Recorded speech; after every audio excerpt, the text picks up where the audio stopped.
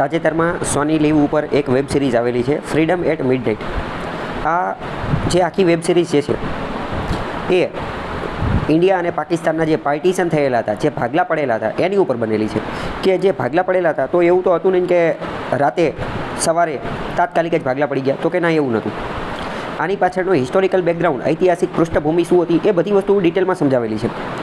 મોહમ્મદ અલી ઝીણા, ગાંધીજી, જવાહરલાલ નહેરુ, સરદાર પટેલ, આ બધાનો રોલ શું હતો, કેવી રીતનો હતો, કેવી રીતે પાવર, સત્તા જે છે એ લોકોને જે છે બદલી નાખે છે, એ બધી વસ્તુ પણ દર્શાવેલી છે.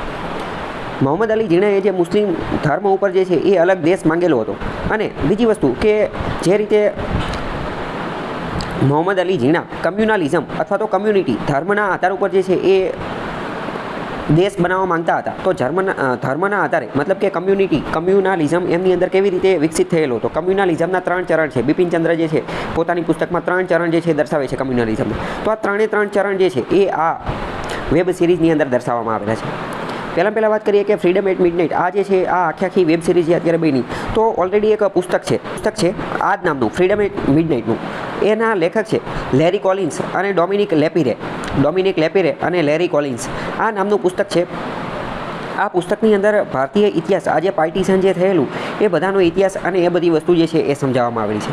આ બંને વ્યક્તિ જે છે લેરી કોલિન્સ અને ડોમિનિક લેપિરે, એમના દ્વારા આ સમયગાળા દરમિયાન ભારતના જેટલા પણ રજવાડા છે, આપણા વાયસરોય માઉન્ટ બેટન અને એ બધાને મળી અને આજુબાજુના જે છાપામાં ને એ બધામાં જે આવતું હોય આ બધી વસ્તુઓ ભેગી કરી અને આ પુસ્તક લખવામાં આવેલી હતી.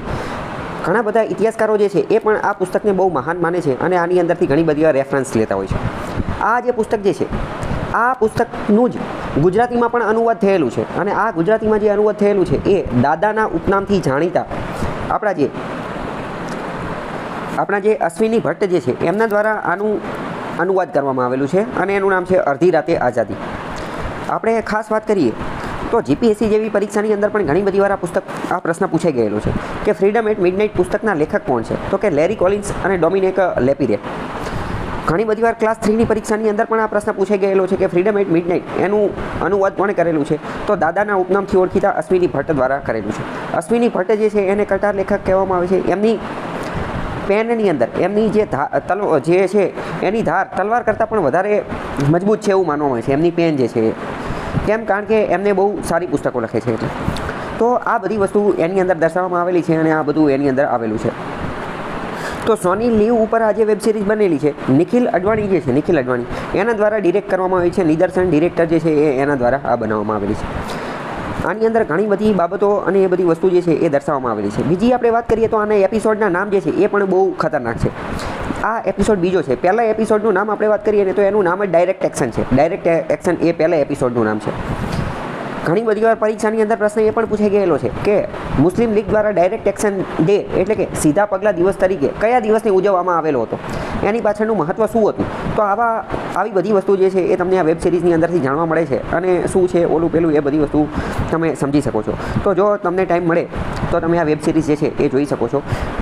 ઇતિહાસના પન્ના અથવા ઇતિહાસ જે છે એને વધારે સારી રીતે સમજવા માટે, એની અન્ડરસ્ટેન્ડિંગ માટે આ વેબ સિરીઝ જે છે એ તમને ઘણી મદદ કરશે. પાર્ટીશન માટે પણ અને એ બધા માટે, બધાની આઈડિયોલોજીની એ બધું સમજવા માટે પણ જે છે એ મદદ કરશે. આની માટે તમે આને બિંજ વોચ કરી શકો છો, એટલે કે 2, 3, 4ની સ્પીડે જે છે જોઈ શકો છો ફટાફટ. કારણ કે તમારા પાસે ટાઈમ નહીં હોય એ ખ્યાલ જ છે મને, તો પરંતુ ફટાફટ 2, 3ની સ્પીડે જોઈ શકે છે. તો અત્યંત મહત્ત્વની જીપીએસસી યુપીએસસીના એસ્પાયરન્ટ કે જે તૈયારી કરવાવાળા લોકો છે, ઇતિહાસની સારી સમજ મેળવવા માંગે છે, તો એની માટે આ બહુ સારી વેબ સિરીઝ છે.